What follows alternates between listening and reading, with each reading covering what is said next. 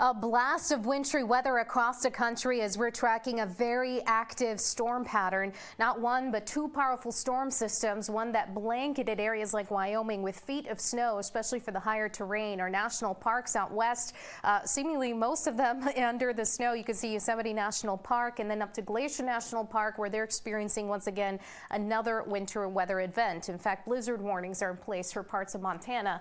Big swirl of low pressure, as you can see here on the trough, that has worked its way through the Pacific, and it's now raking its way through the western tier. This is going to once again result in a very tough travel weather for the western tier and eventually driving in some post-Thanksgiving winter weather to the northern tier of the Midwest, and another wind event too for the central tier of the country again after Thanksgiving. Now farther south, we're noting a lot of moisture feeding up into areas like Texas.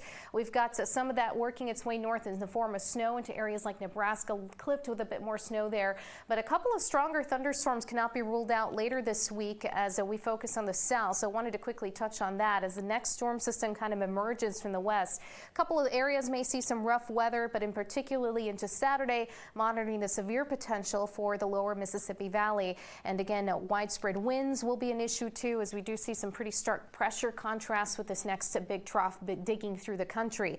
Here's a look at our highs on Thanksgiving. Have a good and safe holiday.